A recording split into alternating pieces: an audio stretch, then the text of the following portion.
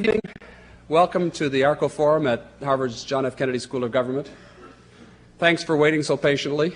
The rain has complicated moving from part to part of this marvelous institution.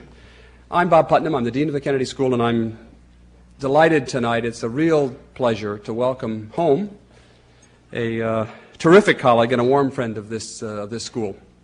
Before taking his current job, tonight's distinguished speaker was the director of the Institute of Politics here at the school, where among his many successes he brought new vitality to our programs in the area of elective politics. Whether Dick Thornburg is working with undergraduates, as he did while he was here at the school, or whether he's dining with the Queen of England, as he did the other evening, Dick has a remarkably contagious optimism and enthusiasm. He's beloved by the many people who worked for him and with him here at the Kennedy School, and we treasure his enduring commitment to the school and to its mission. I hope Dick will allow me to add that we also remember fondly Dick's wife, Ginny, who also left us with an extraordinary legacy. Ginny was the creator of a university-wide program for people with handicaps here at Harvard, and her legacy is found all around this building, this school, and this university. And not least, a final footnote on the Thornburg family. The Kennedy School is proud to include among its alumni the Thornburg son, David, who's in the MPP class of 1985. In 1988, as you know, Dick Thornburg left us to become the 76th Attorney General of the United States. As the Attorney General Thornburg serves as the nation's chief law enforcement officer and has responsibility for conceiving and implementing the Bush administration's initiatives against drug traffickers, against organized crime, against white-collar crime, as well as policies in such diverse areas as civil rights, environmental protection, and antitrust legislation. And as well, he's played an active role in this nation's efforts to bring democracy and the rule of law to countries in Eastern Europe and in the Soviet Union which have not previously had the experience of democracy. From 1978 to 1986, Dick Thornburg served 2 terms as governor of Pennsylvania. When he assumed that office, Pennsylvania's unemployment rate was among the 10 highest in the nation. When he left office 8 years later, Pennsylvania's unemployment rate was among the 10 lowest in the nation. He implemented innovative economic development policies, and he worked to downsize the state's bureaucracy long before that jargon had been created. Also under Dick's watch, Pennsylvania experienced the 3 Mile Island nuclear crisis. Perhaps Dick's undergraduate degree in engineering at Yale helped prepare him for that extraordinary emergency, but everyone agrees that there's no doubt that his calm, confident, inspiring leadership helped to avert panic and injury in the wake of that crisis. Dick's experience in government and public service is extensive, and as most of you know, there's even talk now that it might take a new direction in the fall as Pennsylvania prepares to elect a new U.S. Senator. When he was here at the school, one of Dick's favorite expressions was, "In politics, your life can change in 24 hours. Dick, you're among friends, this is family. Everyone here can keep a secret. Right? Promise? Do you have anything you want to share with us? I know we're all eager to hear the Attorney General's remarks about the rule of law and its role in a democratic society. Please join me in welcoming the Attorney General of the United States, Richard Thornburg. Thank you. Thank you very much. Thank you, Bob, and thanks to all of you for a true welcome home. This is a great pleasure for me to come back to the school and to the Institute of Politics and have a chance to renew acquaintances with some old and treasured friends. I said to Bob Putnam as we left dinner this evening that if there's one thing that politicians aspire to, it's to be a rainmaker. But this is ridiculous. It is almost 3 years since I departed Cambridge for the Department of Justice, relinquishing my status as a one-man affirmative action program, a Yale Republican at Harvard's Kennedy School of Government. And I must say I've thoroughly enjoyed my tenure as Attorney General. Much of our work is focused on law enforcement, but I'm not here tonight to talk about cops and robbers. Tonight, I'm really pleased to use this opportunity to take up with you a subject which, quite frankly, has increasingly occupied my time ever since I left here in 1988. And that subject is the rule of law, that great bulwark of our American democracy and the essential scaffolding for those emerging democracies on the rise everywhere in the world today. Of late, we find that all we've done to build democracy here over the past 2 centuries is fast gathering partisans by rumor, by example, by hope, across the reach of a previously denied world. What we have long worked to protect and sustain in these United States has now become what I would suggest is our potentially most valuable export to those who seek to establish freedom and democracy throughout previously dispirited human ranks. And those ranks are many, as yesterday's upheavals and today's hostilities remind us. Early during the conflict with Iraq, the President said we must act to guarantee a world where the rule of law, not the law of the jungle, governs the conduct of nations. The brutality of Saddam Hussein's retained tyranny only reemphasizes that point. But we could just as easily turn today to Colombia, our neighbor to the south, where, after a valiant attempt by the government to reassert the rule of law against drug violence, the narco-terrorists today are ruthlessly edging closer to reimposing their own law of the jungle. Despite such setbacks, growing hope bespeaks the determination that laws, not tyrants, will yet rule over human society. And tonight I want to explore with you the depth of our own determination, that faith we sustain in the rule of law, and what we must do to protect and preserve it if we expect, in fact, effectively to export it to others. The timing for such an exploration is surely appropriate. This year marks the 200th anniversary of our Bill of Rights, that synthesis of individual liberties which stands as such a beacon of hope in the midst of today's world tumult. Over the last year and a half, I've come to learn from personal experience just how important the shining guarantees of that Bill of Rights are to other peoples, especially in the Soviet Union and Eastern Europe.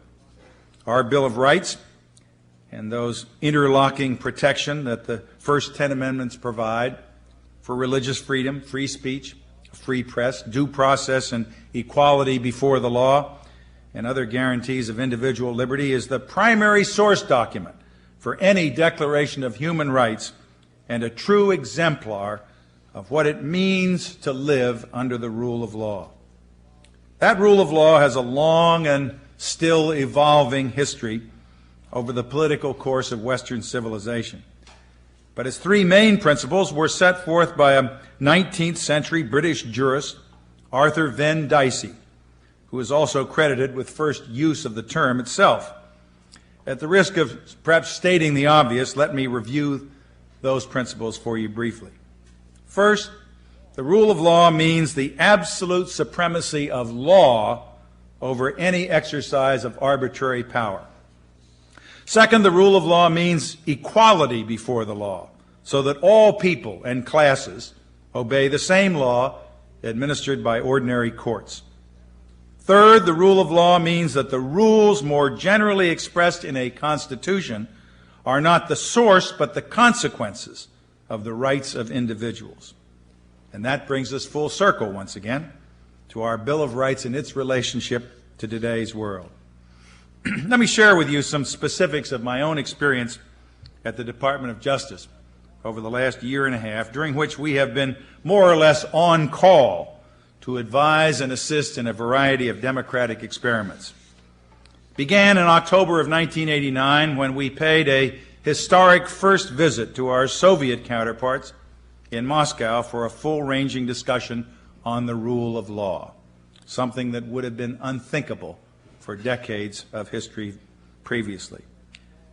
Mikhail Gorbachev had stated that he aspired to a law-based state, and his ministers of justice and the interior, his prosecutor general, even as head of the KGB, were on hand to hear us out.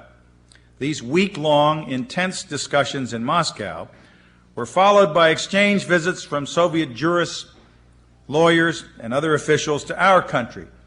And we've since made further visits to Hungary and Bulgaria, met with leaders of the Soviet republics, and sent delegations to Poland and Czechoslovakia, all to open up this free and fair trade in ideas, if you will, on the rule of law as we understand it in the West. Next month, we are sending our antitrust lawyers to Eastern Europe to help in restructuring their command economies to make room for free markets. Hardly a day goes by that we are not tasked with advising representatives of some Eastern European country about the very basics of our democracy, and I really mean the basics. Our federal system, separation of powers, and our system of checks and balances, the absolutely indispensable need for an independent judiciary, the two-party political system, and most important, of course, our Bill of Rights. Most, if not all, of these are, of course, unknown in societies only now throwing off the shackles of totalitarianism, still fearful of what the Poles call Ciemnogorod, the city of darkness, in which backwardness and superstition continue to reign. And we see a real change in the air, for example, in attitudes toward an independent judiciary. In the Soviet Union, judges' salaries have been doubled, their stature increased, and political interference in their courts expressly prohibited by law. This means the end, one would hope, to so-called telephone justice, where party leaders dictated and transmitted decisions in particular cases to the judges by phone. But as with most cataclysmic changes that occur in monolithic societies, the process has lately become more one of two steps forward and one step back, simply to keep everything from disintegrating. And I know you heard from some of my former colleagues this afternoon about the particulars of the problems faced in the Soviet Union and Eastern Europe. President Gorbachev sadly observed last December, "Our society is not ready for the procedures of a law-based state. Perhaps in the future," he proffered, "but the important thing in the meantime is not to smash each other's bones." And out of the four major so-called new thinkers with whom we met in Moscow back in 1989, three of them are gone, replaced by apparatchiks. The only remaining one, ominously enough, is the chief of the KGB, Vladimir Khrushchev. Such backsliding inevitably causes me to reflect upon something I often ask myself during our early discussions in Moscow. What would all these reforms really mean to the average Soviet citizen? Or for that matter, to the newly enfranchised Pole or Hungarian? How specifically would these people enjoy a better life in a system that had been so repressive for so long? Are these changes, in short, really necessary, really essential? I can point to some obvious pluses. Of course, the rule of law would inevitably, to be sure, mean greater human rights. It's also absolutely necessary to the development of their economy. These countries simply must impart a stability and predictability to their commercial law so as to ensure potential investors against expropriation and to assure those who enter into contracts that the provisions of those contracts will be honored and enforced. The rule of law will also help with law enforcement, since major crimes such as drug trafficking, organized crime, and terrorism have become truly international in scope and require collaborative policing efforts by both East and West. But the major important change that the rule of law would bring, I'm convinced, is the betterment of people's quality of life through allowing them publicly to raise and discuss fundamental questions and issues about that quality of life. Let me give you an exact case in point, one that I happen to know, as you've heard, very well. Let it be, in the best tradition of the Kennedy School, this evening's brief case study in comparative political systems, a case study of 3 Mile Island versus Chernobyl. 3 weeks ago today was the 5th anniversary of the nuclear accident at Chernobyl, which occurred on April 26, 1986. That date, as you can imagine, always brings back memories for me of March 28, 1979, when another such accident occurred at 3 Mile Island, only 72 days into my newly elected governorship of the Commonwealth of Pennsylvania. Those were very rough days as we faced the first nuclear crisis that had ever touched an American community. And I can tell you that a very young administration was sorely taxed to deal with the immediate crisis and its demanding aftermath. But we got through it, thankfully, reasonably unscathed. And as things turned out, 9 months later, I was in the Soviet Union, meeting with governmental and scientific leaders to discuss, or so we thought, the lessons we'd learned from 3 Mile Island, or what they called 5 Kilometer Island. We assumed that they might want to hear about emergency crisis management, but instead we ran into an utterly smug Soviet bureaucracy. They already had superior technology, better trained operators. Plant safety was, in their view, a solved problem. I shall never forget the head of the Soviet Academy of Sciences being cited to us as stating that, quote, our reactors are so safe we could build one in Red Square. 7 years later, that false bravado rang very hollow when news of the far greater tragedy at Chernobyl reached the world, first from the Scandinavians, and then via satellite photos, and then finally from the Soviets themselves. And that is when I was most deeply struck by the contrast between our two systems, how we each chose to handle such unforeseen but potentially devastating crises. Here, as you may recall, the accident at 3 Mile Island was followed by extensive legislative inquiry, a presidential commission chaired by then President of Dartmouth College, Dr. John Kemeny, and probings into the Nuclear Regulatory Commission itself. There were numerous other investigations, hearings, protests, citizen activist movements, all to the incessant drumfire of commentary and criticism from a free press, and all within that mosaic of democratic practices we foster in this country under the rule of law and our Bill of Rights. The process was painful, but lawful, and it left us rueful but grateful, because we ended up better informed and better able to cope with the continuing challenges of nuclear technology. And what happened within the Soviet Union while a far more serious nuclear accident was brewing? Nothing happened. Nothing happened before the disaster, during those 7 years following 3 Mile Island, when the Soviet nuclear engineers might well have taken need of our own mishaps. And very little of use happened immediately following the Chernobyl explosion, as you can learn from a chilling new book called The Truth About Chernobyl by Grigory Medvedev, the nuclear engineer who helped build the Soviet nuclear capability. Nothing happened because there was no independent legislative branch to oversee the nuclear bureaucracy. Nothing happened because there was no mechanism of free elections to hold those in charge accountable. Nothing happened because the drumfire of the press was absolutely muffled. Nothing happened because the right of citizens to be heard, to protest, to litigate, if need be, was non-existent. All of these shortcomings were summarized in the lament of the late Andrei Sakharov over the lack of open communications during the period leading up to Chernobyl. And Medvedev himself describes the consequences of what he characterized as a conspiracy of silence within the industry.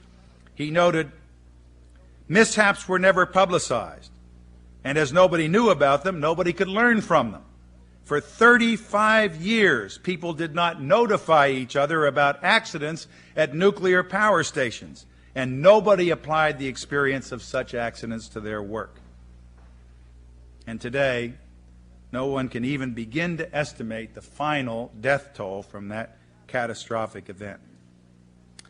This backdrop, I suggest, accentuates why the rule of law is so valuable a potential export, especially for a people caught in such dreadful circumstances.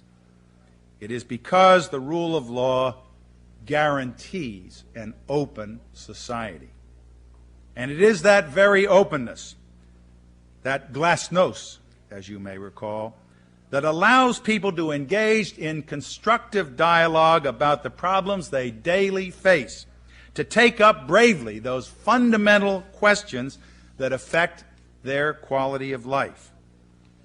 We do not yet know what a law-based state may mean within former communist countries, but I'm certain that pressures must be mounting toward a favorable outcome.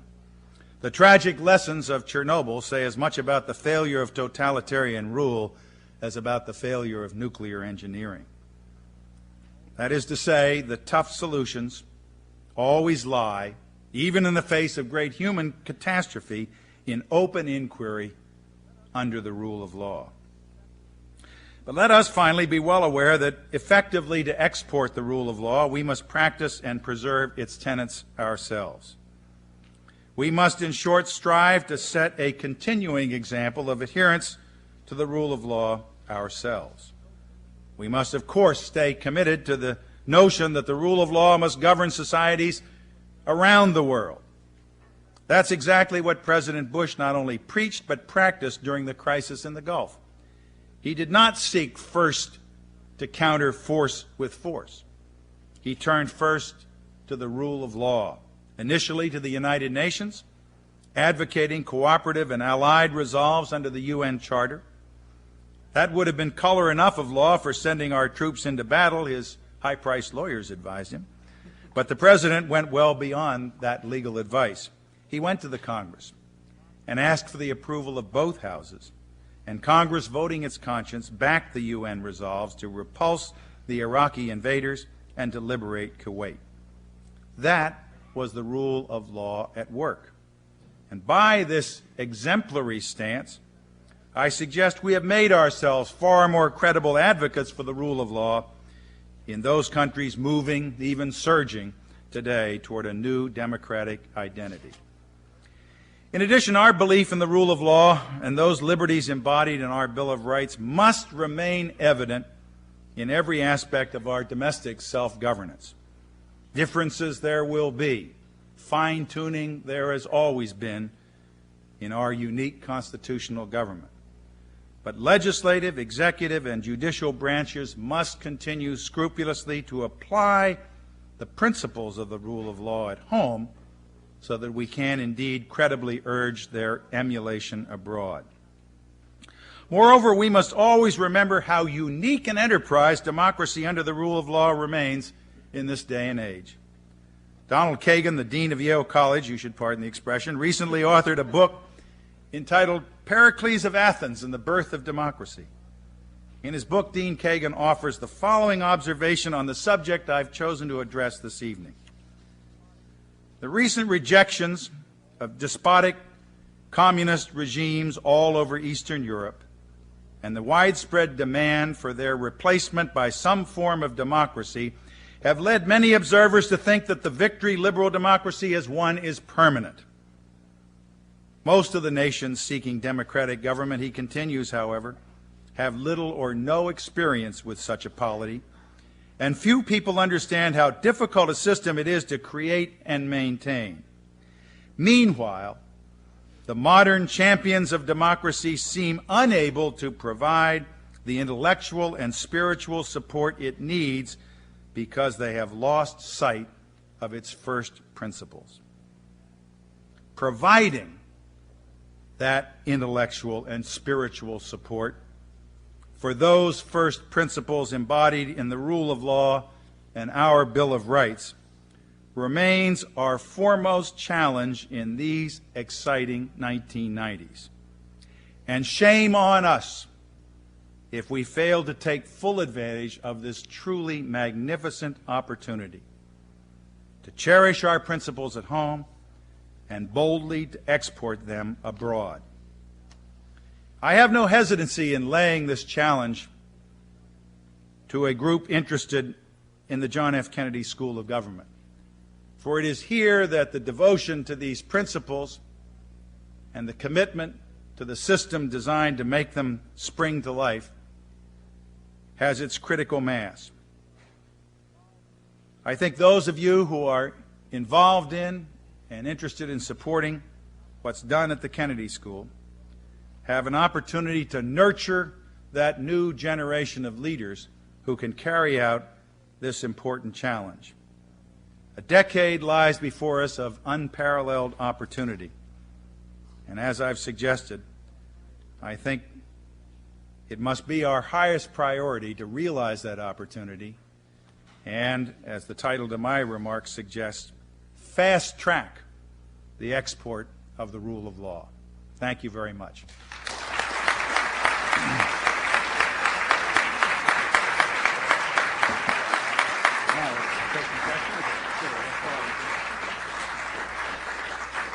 Thank you very much, Dick. That's a marvelous and inspiring and deep menu that you've suggested to us for challenges. Dick has also offered to entertain an even wider menu of topics, not only on the remarks this evening, but also on other items that are on his agenda and set of responsibilities, past and present. Come to the microphones following our standard practice. The microphones on either side of the floor here. Please state your question briefly and concisely. Dick, I'll let you. I will tell you, I always used to be the moderator when I was here at the Institute of Politics, and I'd wonder, when's this guy going to get through talking so we can get to the questions? Yes, sir. Thank you. I think everybody agrees that the United States, American values have contributed a great deal to the rule of law and would help in the debate in the international community as well. At the same time, however, we have, I believe, the highest per capita prison population in this country. We have a nation in which the capital punishment is still practiced. One of only 2 industrial nations, I think, in the world that practice capital punishment. We have a Justice Department and a presidential administration that continually, it seems to me at least, encourage the decimation of the 4th and 5th Amendments of the Constitution, and whose idea of an anti-crime bill is to make it easier for prosecutors to introduce what would otherwise be or is currently considered illegitimate evidence into court. What have we contributed, or what can other countries learn from these lessons? Well, they can learn one thing from the principles of full and fair debate, which you and I could obviously engage in for the balance of the evening.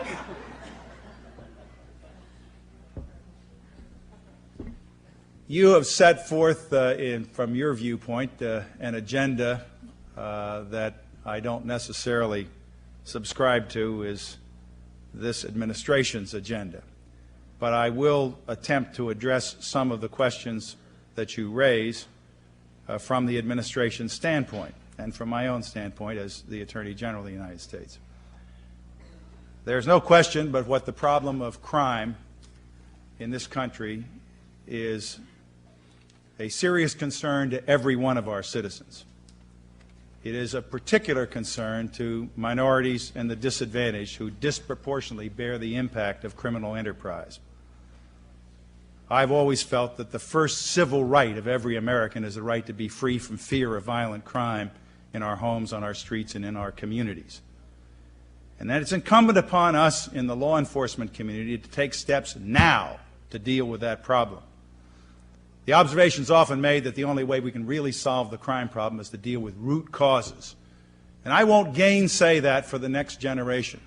Obviously, if we have better schools, better health care, more employment, better education, the generation that will come to maturity 15 or 20 years hence will be benefited.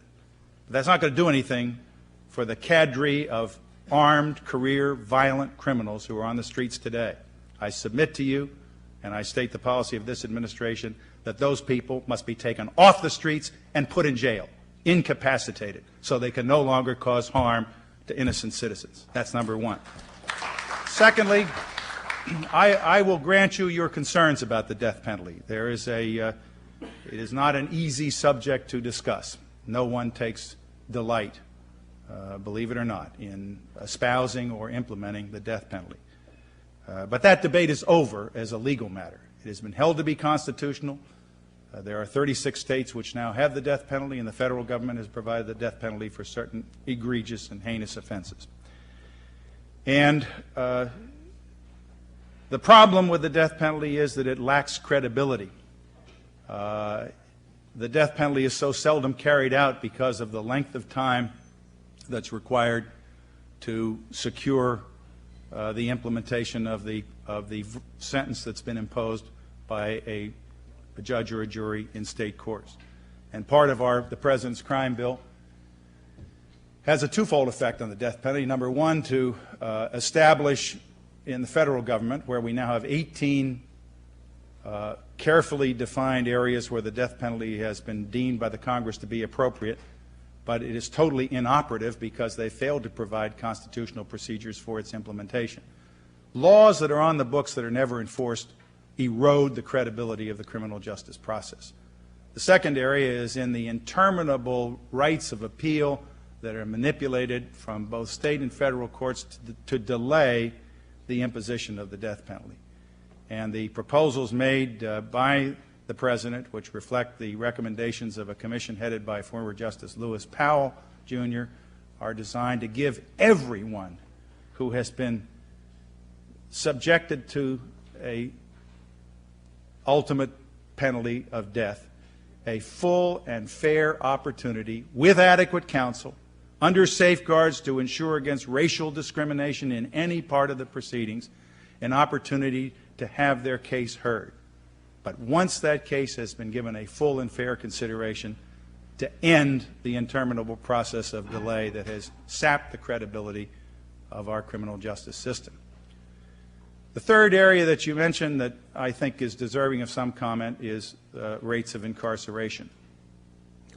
I think you have an ally in this speaker in some respects. I stated my concern that people who commit violent crimes or are convicted of criminal offenses that relate to their history of violent crimes, as under the Armed Career Criminal Act, should be sent away and imprisoned, incapacitate them, get them off the streets. Every statistical study shows a direct relationship between rates of incarceration and rates of violent crime. When rates of incarceration go up, rates of violent crime go down, and vice versa. But that doesn't mean that there aren't innovations that we can carry out in alternatives to incarceration for those who are not the violent criminals, not the threats to life and limb of the ordinary American citizen in their streets and their homes and their communities. And we have undertaken a number of experiments in that regard through electronic monitoring, through halfway houses and early work release programs, and most recently through so-called shock incarceration or boot camp facilities. We also have to build more prisons. We are now embarked upon a prison construction program which will have the effect of doubling the capacity of the federal prisons over what it was in 1980, because that space simply has to be available for the type of violent criminal that is a predator on our streets. So I think the final thing you mentioned, of course, is the constant ebb and flow of adversary litigation over the fine-tuning of that very Bill of Rights I spoke of this evening. It should not surprise you that prosecutors seek to gain the largest latitude they can under the Constitution for the activities of police and prosecutors, any more than it surprises me that defense counsel seek to use every latitude they have to secure the release of their clients. But we have a court system capped by a Supreme Court which operates within the parameters that that Bill of Rights creates. There is an ebb and flow. There is a swing of the pendulum. During the Warren Court era, we saw it swing largely toward the defense side. Now you're seeing it swing back again. But that swing takes place within the banks of a river that is bounded by constitutional doctrine. And the changes that are made in the rules of habeas corpus or the admissibility of evidence, or in particular cases with regard to confessions and the like, and these are the ones that are in the news, are not cataclysmic in their nature. They are the natural consequences of the fact that the court ultimately has the final say on what the law is going to be. So I would say to you, I guess, after that rather lengthy dissertation, for which I apologize to the rest of the audience, but hope has made some sense to you, don't lose faith in a system simply because you happen to differ with some of the actions that are taken by those of us who hold positions of authority. Keep struggling for what you believe in, enlist in it. I don't know whether your career looks toward government or whether you I'm a lawyer. in law or that's what this country is about. I mean, it is about the openness, the dialogue, the controversy, the commotion, sometimes very inefficient, but always coming to a rough approximation of what's just and what's right. And I'm often reminded when I have to deal, as I often do with critics, even within my own family of our system, what Winston Churchill was once alleged to have said. He said, you know, democracy, the worst possible system of government man could ever have devised, except for all the rest. And at the margins, that's where you and I, perhaps with differing viewpoints, are going to make a difference.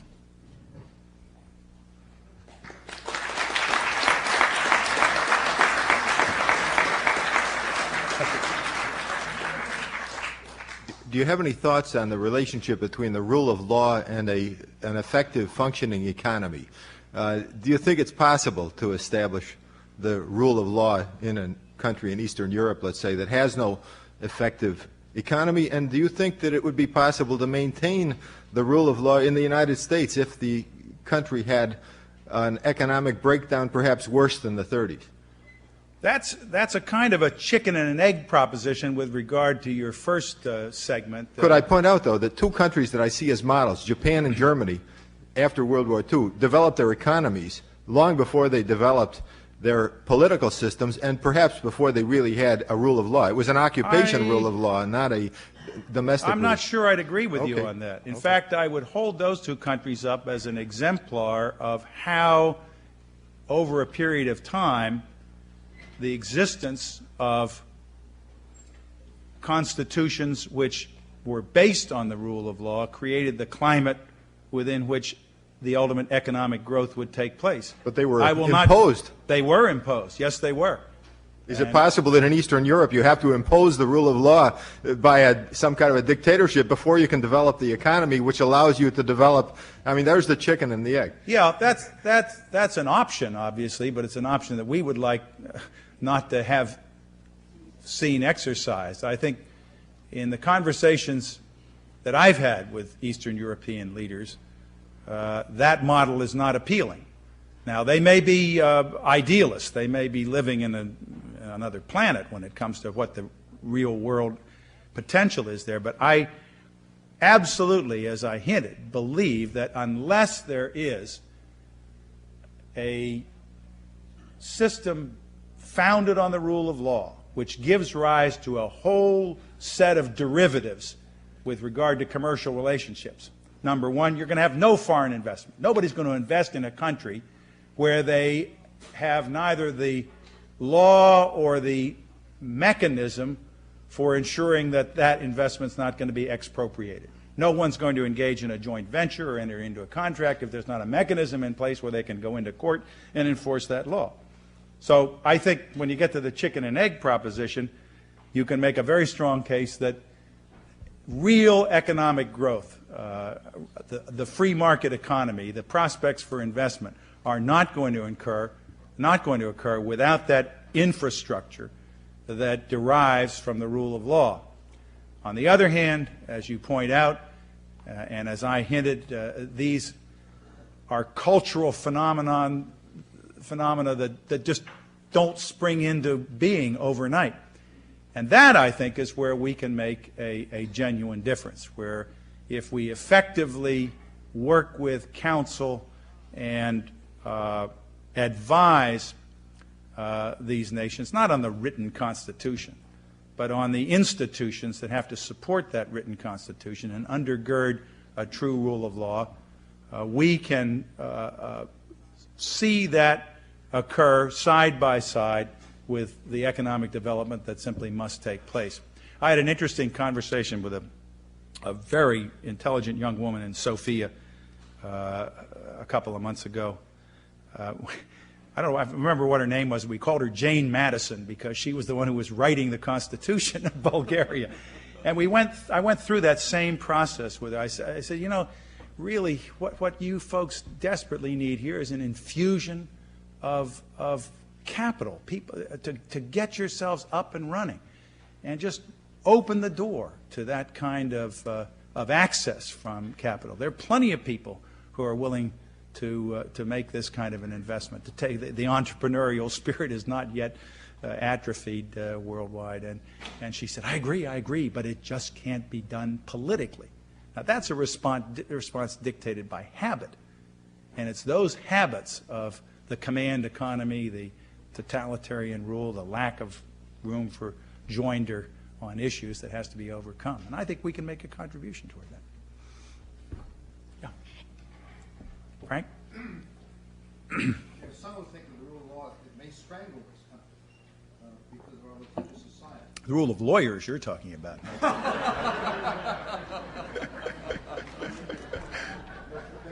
Took the word right out of your mouth, eh? Well, in fact, I talked to a couple of you at dinner about the new Olson book about litigation and the litigation explosion that we have suffered in this country. And it is a problem. It is a serious problem, not only with respect to the breakdown in the court's business. You talk about things that are interminable, civil litigation, a lot of it being crowded out by the criminal problem. But interminable because of exhaustive procedures of discovery, because of the failure of the courts, quite frankly, to use the sanctions available to deal with vexatious litigation. And I'm glad you asked that question.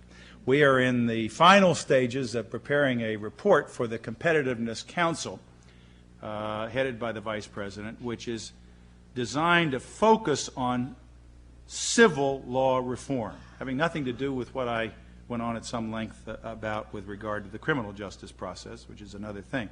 But this is taking a look at some discrete and tangible specifics of reforms that could be carried out to reduce the burden on American business and, ironically, provide for a fuller and fairer treatment of persons who are plaintiffs in these situations, who suffer just as much from the delay and often end up, due to our contingent fee structure, with a recovery that is substantially eaten up by lawyers' fees.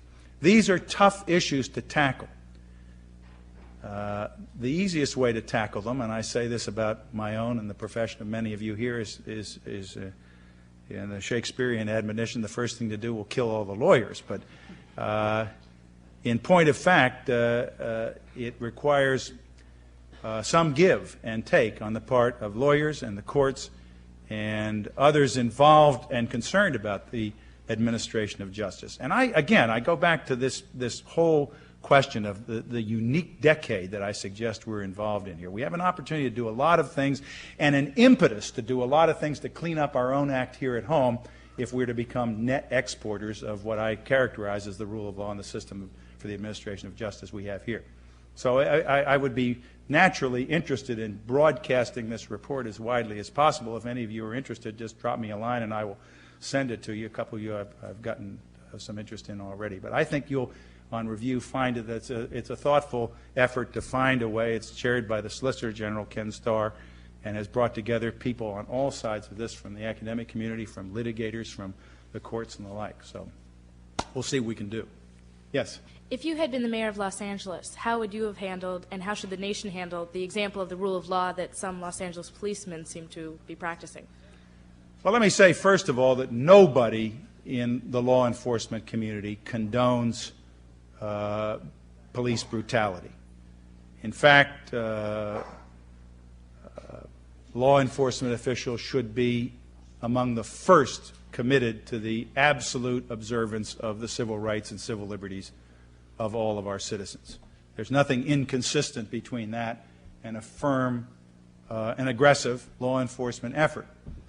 With regard to the particular case, I feel somewhat uneasy commenting on it, being that it is the subject of litigation, and under our system, those matters have to be dealt with in open court and on the basis of legally admissible evidence. I will tell you this, however, that immediately following that, I directed our Civil Rights Division, which has authority to prosecute persons federally for those types of violations in the event there's a failure to do so or an incomplete result at the local level. I directed them to carry out a review of every one of the complaints that we'd received over the last 6 years.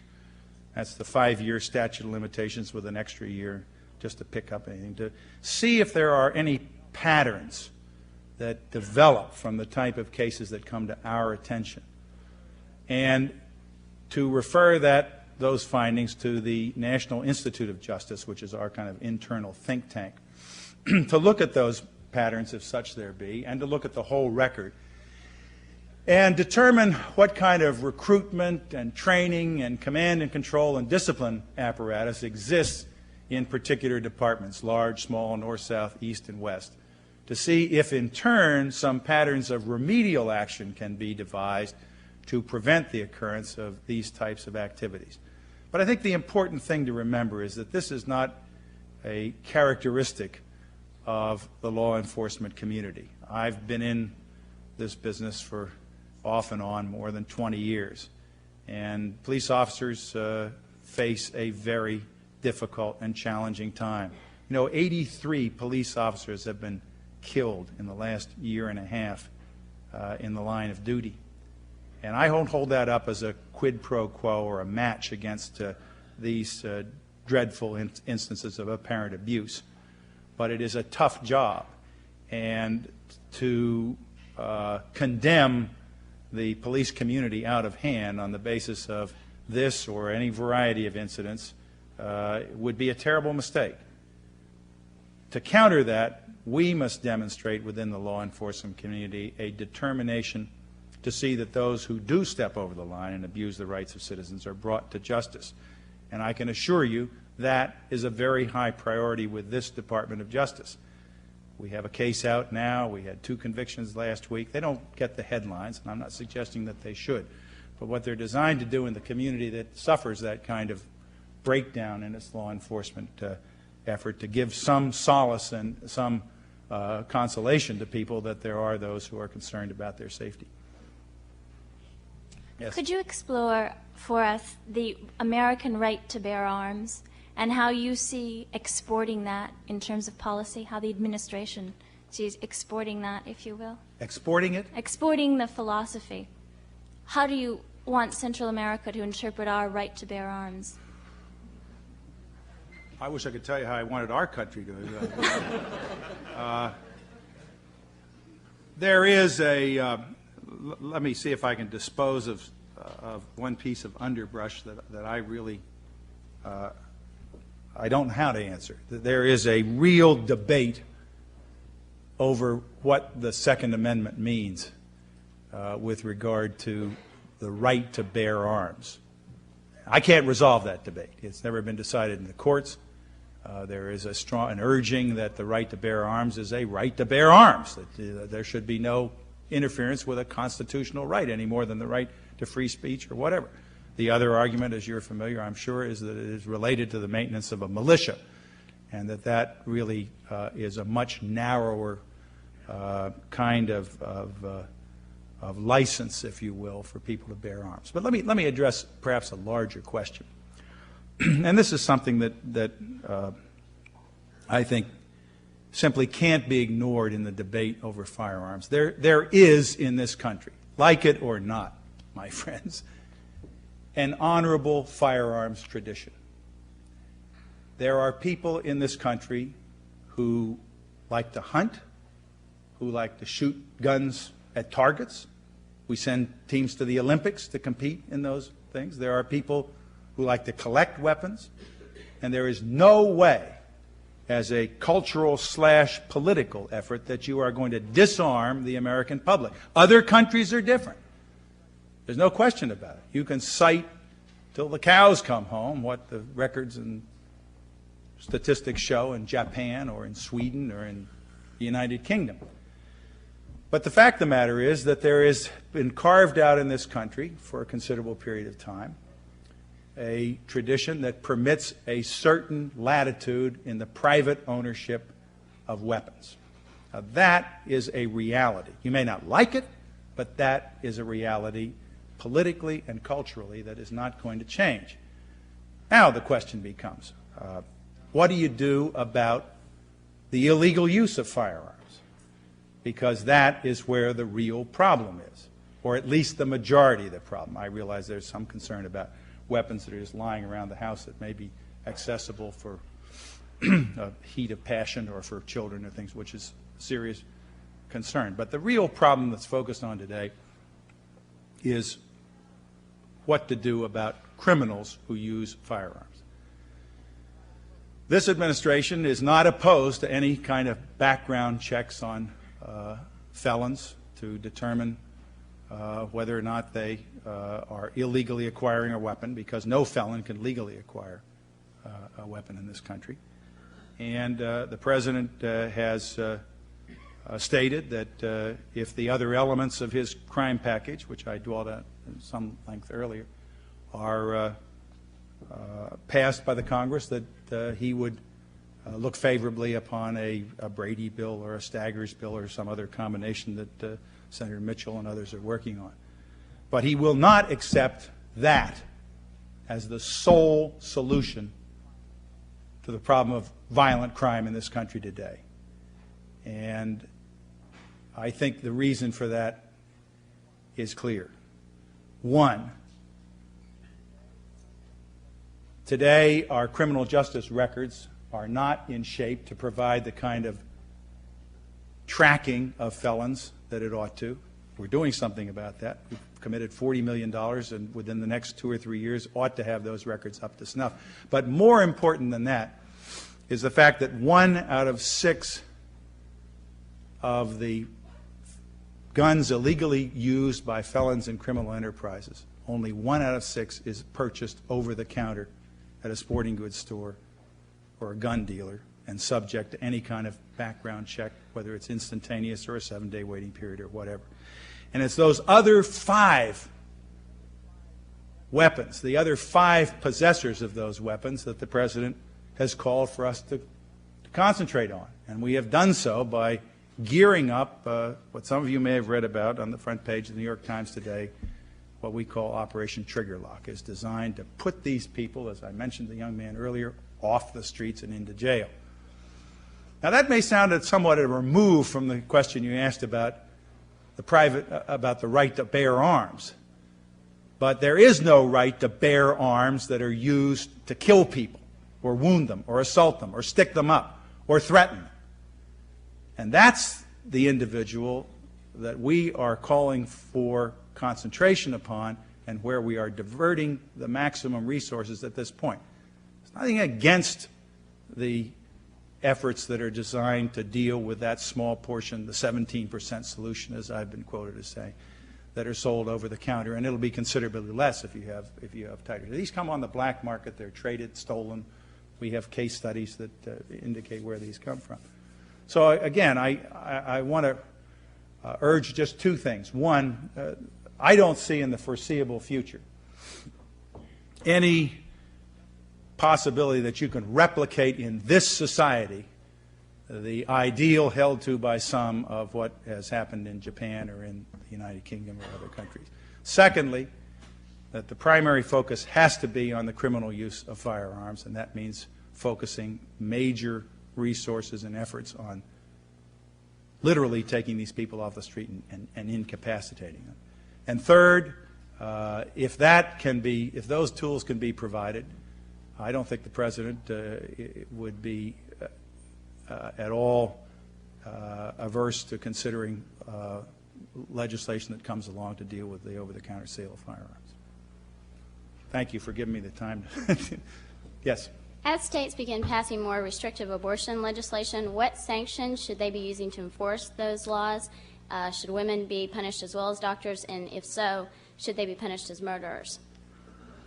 Well, I think the way you ask the question answers it. That's a matter of state law, and so long as it now appears increasingly that the Supreme Court is going to give leeway to the states to devise their own solutions to the very difficult problems of what regulation, if any, of abortion is appropriate, they are going to devise their own frameworks. And you see that happening almost as we speak here, as various state legislatures take differing approaches. All have to be under the umbrella of Roe v. Wade and its progeny, which progeny have, as I said, given more leeway to the states, but still maintain the holding itself. So I can't give you a definitive answer. I think it's one of the characteristics of our democracy and our federal system, that you're probably going to have different answers in different states depending upon what those states, through their elected representatives, feel about the appropriateness of penalties and who the subjects of those penalties ought to be. I think you've been very gracious in answering questions.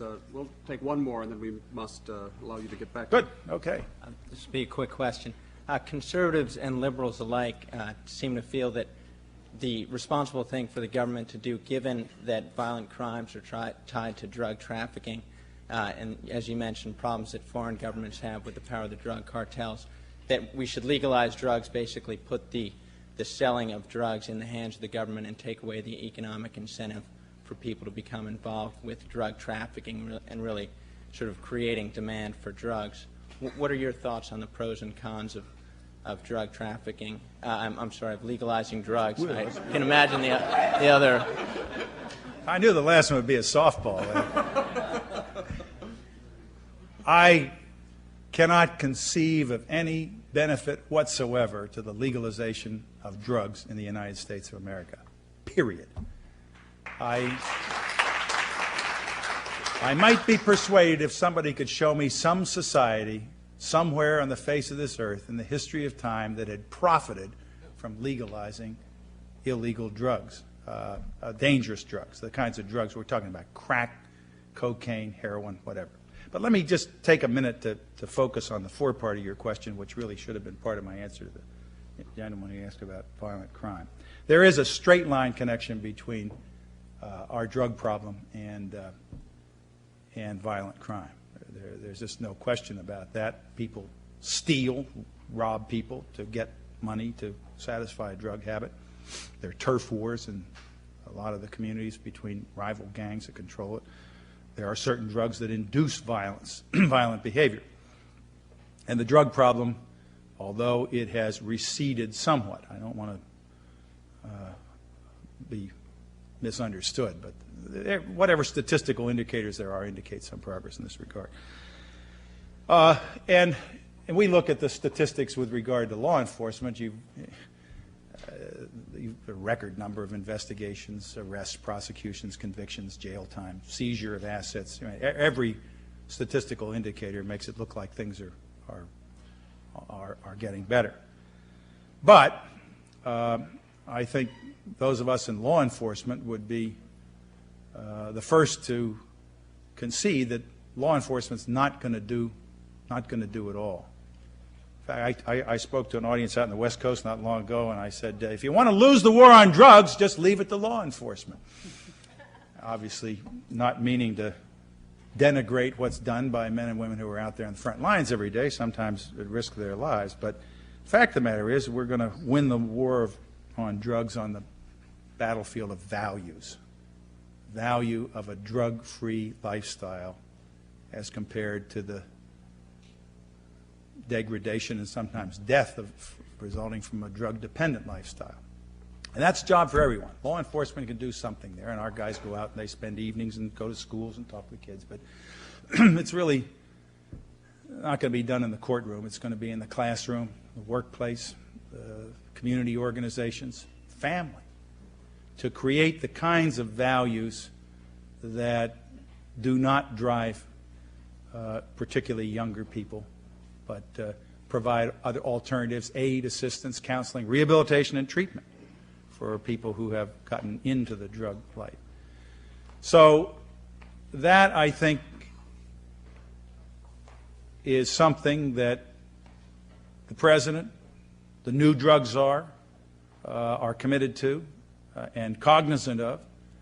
Meanwhile, we in law enforcement have to continue to do our job, have to continue to deal with the multi-billion-dollar cartels that operate worldwide. You know, there's not 1 gram of cocaine, 1 gram of heroin produced within the United States. It all comes from outside our borders. And that means that we have to create a network worldwide of cooperative law enforcement.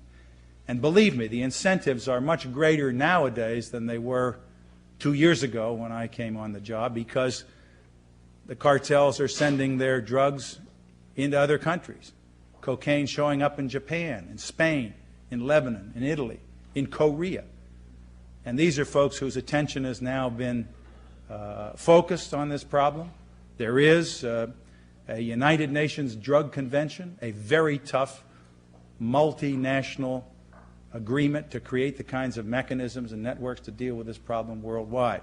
And included in that is a commitment to demand reduction, the kinds of things that I mentioned earlier.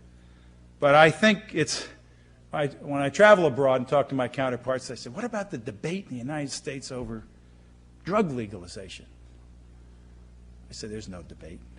I said, there are some people, in good faith, I'm sure, who are prominent, who have expressed the view that we ought to legalize drugs or the government ought to go in the drug business.